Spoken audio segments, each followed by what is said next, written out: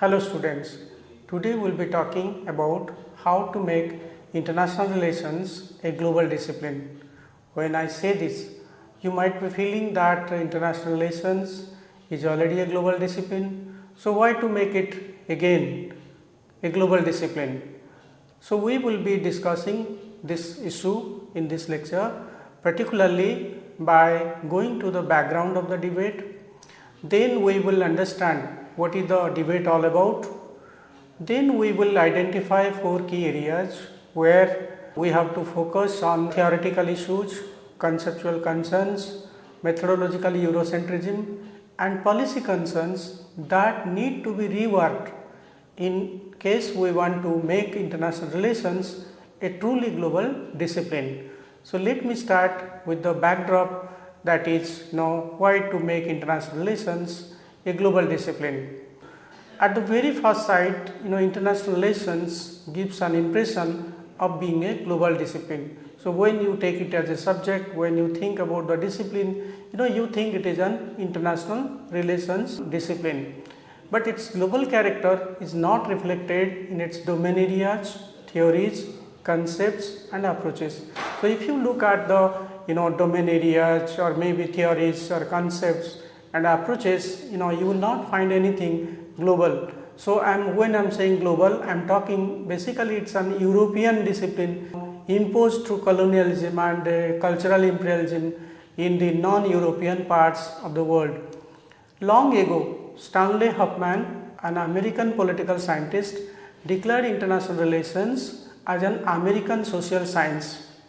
He cited several reasons for that. First, the USA abandoned its policy of isolationism, which it followed till the beginning of the Second World War, and under this policy the USA was committed for non-involvement in European issues or Asian issues, and it was basically focusing for its economic development, for its social development, and it was keeping a very low profile in international politics. So that policy ended when Japan attacked the USA during the beginning of the Second World War, and that was the reason why America joined the Second World War.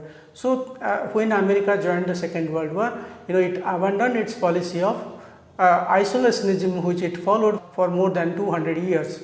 Then the role of individuals like Hans J. Morgenthau, who popularized the realist theory in international relations, and the foundations like the Rand Corporations, Ford Foundation, MacArthur Foundation and the Carnegie Endowment for International Peace. So there were so many think tanks that actually contributed for the research on IR, for the growth of the discipline of IR, and these foundations through their generous contributions, they promoted deep research on international issues, on global issues. So that was one of the reasons why international relations became a popular discipline in America, and the linkage between academia and policy making. So if you find any country in the world where the academicians are having close relationship with policymakers or the administrators, it is the USA. Many of the academicians, they have become president of United States, and after serving as president they have returned to their academic domain like Barack Obama. So there is a deep relationship between academics and policy making in America, so that provided a kind of conducive environment for the growth of international relations in America. Since then a debate has started. So when Stanley Huffman said this, so that was to some extent supported by some and that was also opposed by some. So there was basically a debate on 3 important issues. First, the extent to which the American academic community dominates the global discipline of international relations. So if there was a criticism to Huffman's comment, basically people wanted to know to what extent the American academic community has a dominating voice on international relations. Second, profound consequences of this domination for the discipline as a whole. So if America has dominated the discipline, then what has been the consequence, particularly the consequence for other countries, those who are studying, those who are using international relations as a discipline, as a research area. Then the third was for the need for a global international relations discipline with a more inclusive focus and infrastructure. So if it is not a global discipline, so what is the need to make it a global discipline, and what are the areas, what are the concerns, and how we can make it a global discipline by focusing on the infrastructure and making it more inclusive by bringing the voice of the voiceless, or particularly the ideas and cultures of the non-Western countries.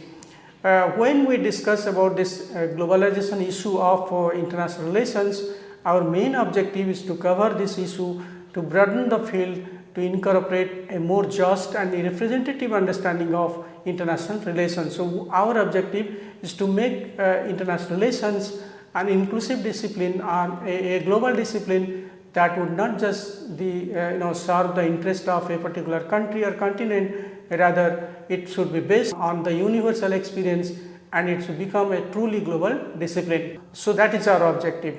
So let us now start on the debate. What is the debate all about? During our earlier discussion, we found that how international relations was born out of the Anglo-American philosophy, political theory and history that mostly emerged with the age of enlightenment of 17th and 18th centuries. So which was basically an intellectual movement that deeply influenced the art, the culture, the language, the politics, economics, everything in Europe, and the industrial revolution, of course. So these are the two important events, along with other events which we have already discussed, that substantially contributed for the growth of the discipline, for the emergence of the discipline, and particularly after the Second World War, it became synonymous with United States, particularly its emergence as a major superpower. So when the United States emerged as a major superpower, it needed a discipline, it needed substantial research on international issues so that it can maintain its superpower position, it can know about the rival countries, particularly the USSR. So the US interest in international relations was basically for two reasons. First was the need for professional advice. When the Cold War was just going to begin, the American presidents, they wanted their own Machiavellis, their own political advisors, their own researchers, so that they can understand the issue of Cold War, the problem of Cold War, and when America was going to deal with a very different kind of country, ideologically very different, a totalitarian country like the USSR. So definitely they need to have more idea about USSR, more idea about nuclear issue, more idea about different types of crisis, more idea about nuclear deterrence. So this is the reason why America had an interest in researching on international relations, making it as a discipline. And the second reason was an influx of pre-war and post-war intellectual refugees to the USA, who were horrified at what they regarded as the naive understanding of power politics prevalent in the USA. Particularly, you have seen during the different great debates in the evolution of international relations, that how USA, particularly its President Woodrow Wilson, influenced a lot on liberalism in international relations through his 14-point formula, and how the idealists, they wanted to reform international politics, how to improve the way the state relations was understood, how to contribute for a better international relations by establishing international institutions like the League of Nations or the International Court of Justice. So that kind of view was particularly understood as something naive, something foolish by the realists who wanted to study the interstate relations by focusing on power, by focusing on anarchy, by focusing on the analysis of the foreign policy. So that was the reason why the refugees, the pre-war and post-intellectual refugees like Hans Morgenthau, they were very apprehensive of the kind of understanding, kind of power politics understanding in the United States, and that led to the popularization and of course the establishment of realist theory, and which became almost a cult in the United States during the Cold War. So that was the second reason why America took interest in international relations. Since 1990s, scholars like Tickner, Weber, Barry Wuzen, Amitabh Acharya and many other scholars, they have begun to criticize the Eurocentric character of international relations and its white man's burden nature. So many scholars from the non-Western countries, they think that international relations is highly Eurocentric, and it has also a kind of white man's burden nature. As I told you already, that those who believe in this white man's burden theory, they believe that the European countries, because they are predominantly white country, it is their moral obligation to civilize the blacks. That led to what we call imperialism and colonialism in larger parts of Africa, Asia and Latin America. That kind of civilizing mission is somehow associated with the discipline of international relations.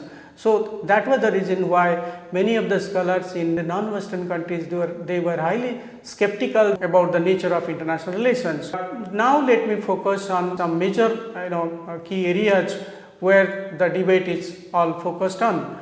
Since its emergence during the interwar period, international relations discourse had been Western oriented, excluding the non-Western thinking and experience. So as I said, international relations began as a separate discipline during the interwar periods, particularly after the end of the First World War and the beginning of the Second World War. But the kind of international relations that came into being, it was basically dependent on the emergence of United States as the world's superpower, and that is how the international relations began its journey. But when it started as a separate discipline, as a separate kind of discourse, so it excluded the non-Western thinking and experiences, because mostly it was based on the American experience, based on the way Europe operated in the international system. Thus the discipline is ironically not international at all. So if you look at those four areas, which we will discuss after some time, you will find that the discipline was not international at all. It reflected its Eurocentric bias, and it was basically based on the American experience, American working as a superpower during the Cold War period. But it assumes a universal position and imposes itself in the non-Western world through colonialism and neo-colonialism. So even if international relations is not a global discipline, but it seems and it imposes itself in the non-Western world through colonialism, through neo-colonialism, and because of this kind of practices, international relations is understood in these countries as a global discipline, but actually it is not a global discipline.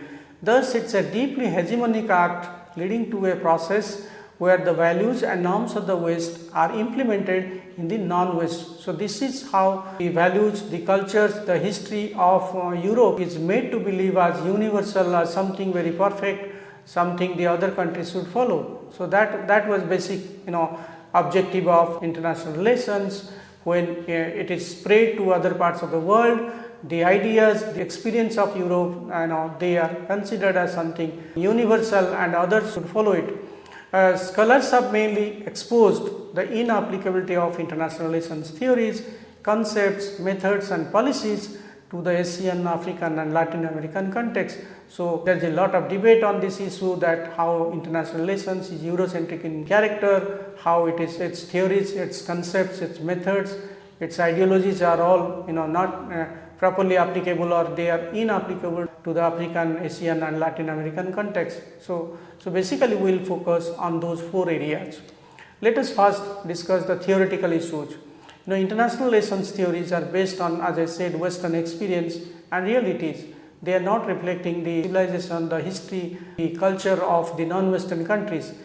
They are not universally experienced, hence cannot explain or understand the structures and dynamics of different societies or cultures. So because they are based on European experience, European philosophy, European literature, so whatever they are saying, that is not applicable to understand the non-Western concept, the non-Western cultures. We call Lord Ganesh as big Vinashkari, but it's elephant god in the Western literature.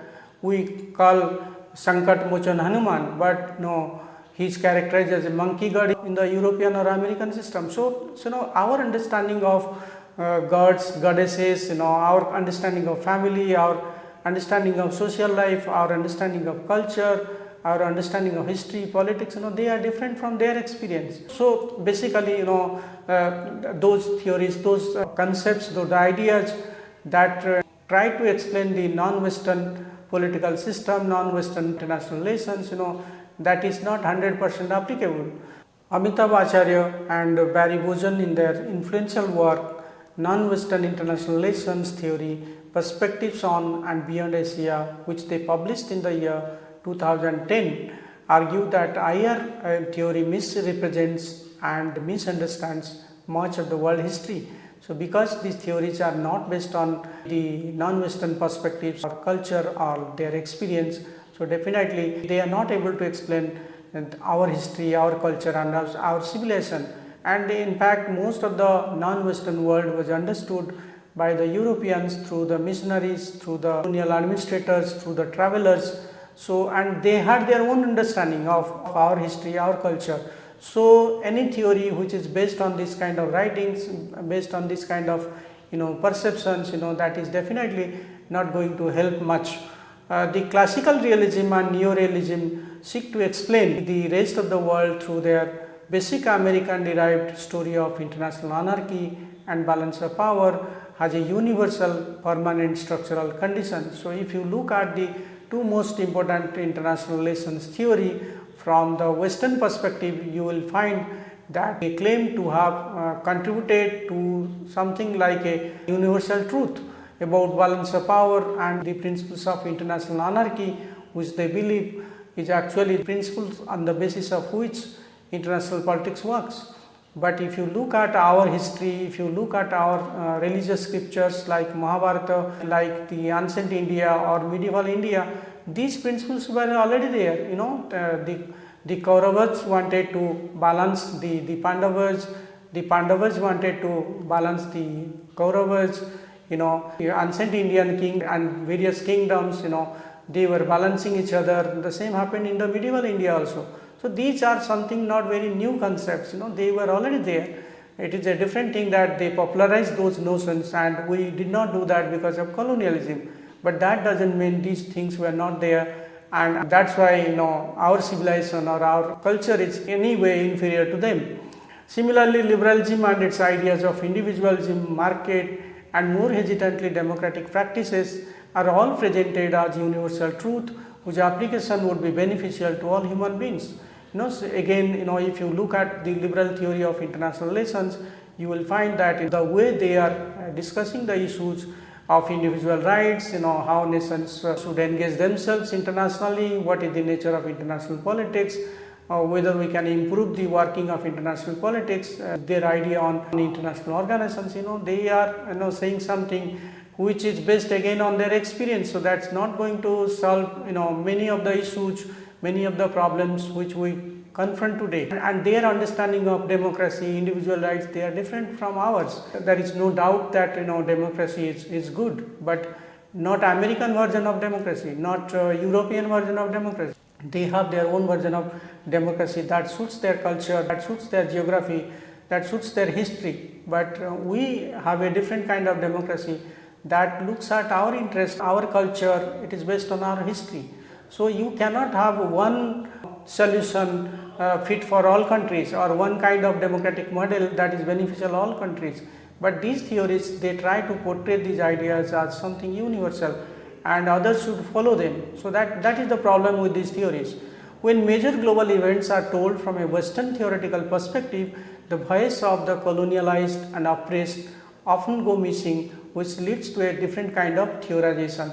So, if you discuss about those theories or if you formulate those theories from that kind of flawed thinking, so definitely those theories are not going to help much in understanding the operation of international politics or the way these states actually function in international politics. So, that is the problem with those theories. The realist scholarship refers to the Cold War as a period of relative stability, given that no major war was fought between the two superpowers. So, if you look at realism, you will find that they in a way glorify that there was no major war in international relations because the world was bipolar, dominated by the superpowers, and there was relative peace. But if you apply global south lens, it's a full of proxy wars and human suffering where both superpowers intervened in conflict to support their interest or damage the interest of others. So, they have a different perception of Cold War, we have a different perception of Cold War. They feel that they are the winner, we feel we are the victim. So, we have a different experience of Cold War, and the problem with Cold War was that, a small local issue, when the two superpowers were involved, that in a way became a global issue. So, that was the problem of understanding a particular issue from two different perspectives. Interestingly, some scholars have questioned not only the relevance of the main theories of international relations, but their applicability of major concepts such as state, power, security, self-help to the non-Western societies. So, it is not about the question of applicability of those theories only.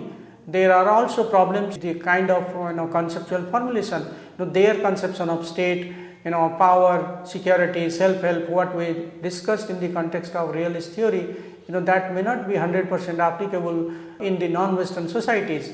The English school is also seen to be failing to acknowledge the presence of other international societies formed outside Europe. So, there was the English school that was working in a way an alternative to the American international relations, but again the English school was not very different from the American understanding of international relations. Their main objective was to prove that how Europe remade the world. So, basically the English school was glorifying the contribution of the Europeans to the world. Even the critical theories in international relations are all of European origin. So, there are so many issues like colonial domination that profoundly shape the state of the current world order, yet you will not find any mention of racism, any mention of colonialism, any mention of colonial exploitation in either the English school or in the mainstream IR theories. The model of state building in the West is in the form of Westphalian nation state, which has been exported throughout the world through colonialism. So, the state building process, the nation building process, everything that was highly influenced by the Westphalian, international order, and that was exported to the non-Western world through imperialism and colonialism.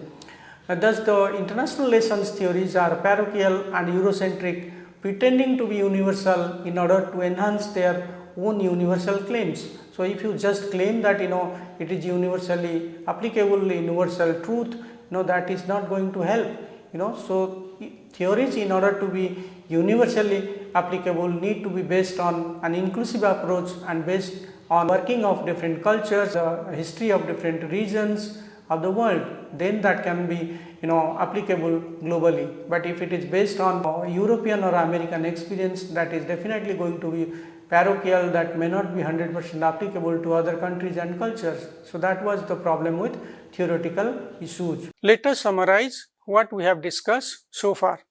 We discussed that although at the very first sight IR gives an impression that it is a global discipline, yet its global character is not reflected in its dominant theories, concepts, methods and approaches.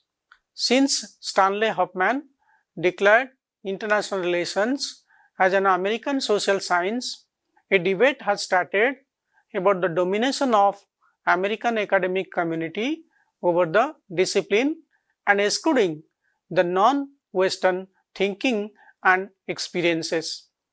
The impact of American Western domination in international relations are clearly visible in 4 different key areas: theories, concepts, methods and policies. Under the theoretical issues, we discussed that as IR theories are based on Western experience and realities, they cannot explain or understand the structures and dynamics of non-Western societies or cultures. Although colonial dominations profoundly shaped the state of current global order, yet they are not even remotely central to the mainstream international relations theories. Even critical theories in IR are all European or Western origin. The realist scholarship, for instance, refers to Cold War as a period of relative stability, as no major war was fought between the two superpowers. but from the global south perspective, it was a world full of proxy wars and human suffering. The other three areas, such as the conceptual issues, methodological Eurocentrism, and policy concerns, will be discussed in the next lecture. Thank you for your attention. Thank you once again.